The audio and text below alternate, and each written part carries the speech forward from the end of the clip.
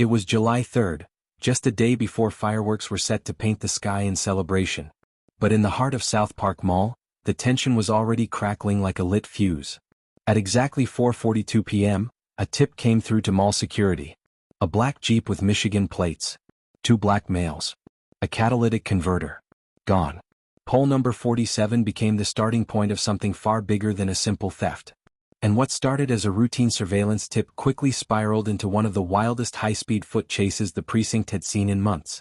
A patrol unit zeroed in on the vehicle, finding it exactly as reported: black Jeep, Michigan plates, 3 people inside, suspiciously cramped like sardines in a can.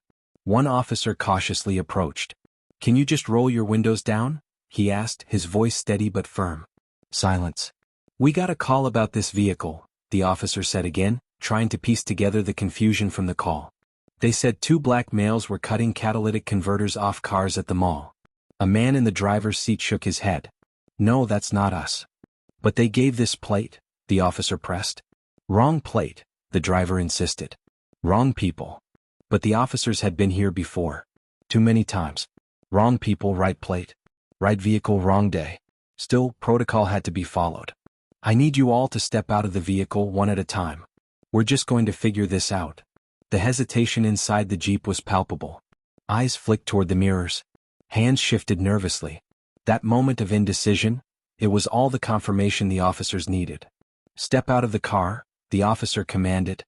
His tone was no longer negotiable. Still, the door stayed shut. Then it happened. The engine revved. Tires screeched.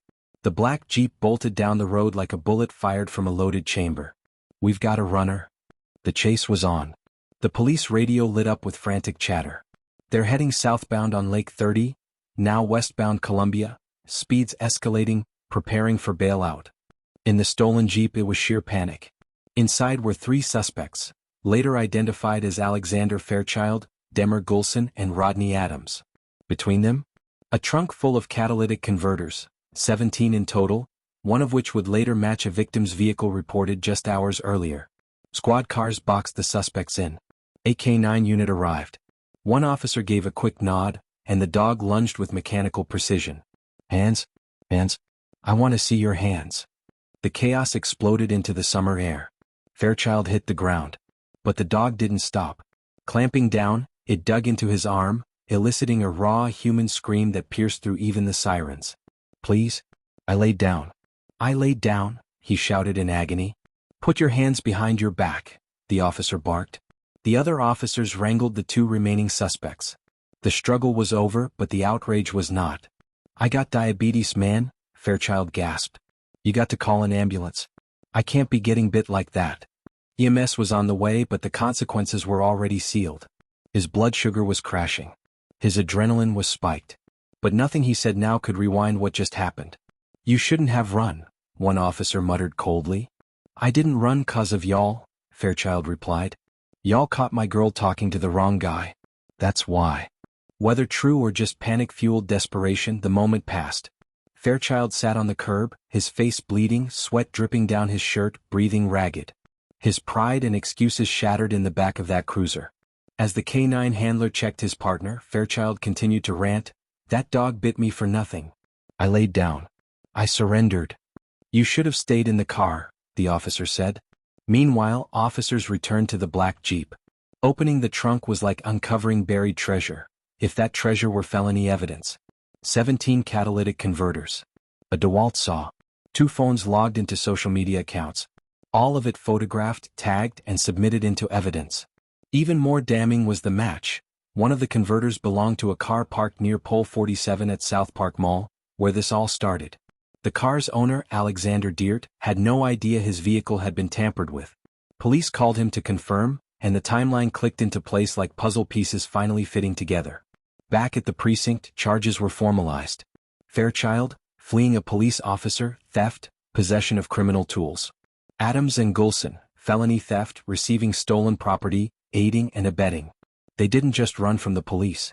They ran straight into a mountain of evidence. During processing, Fairchild wouldn't let go of what happened.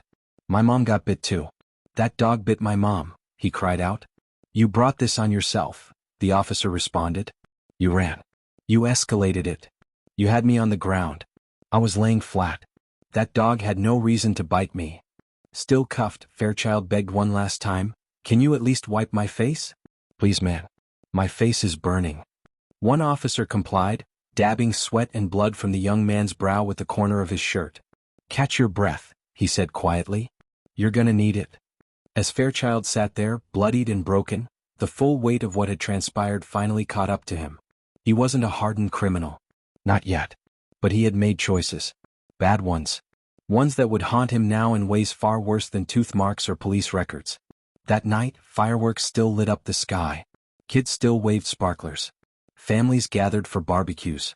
But inside a holding cell, 3 young men sat wondering where it all went wrong. The moment they faced the consequences wasn't a single second. It was a chain of them. One bad decision at a time. Until the law caught up and bit back hard.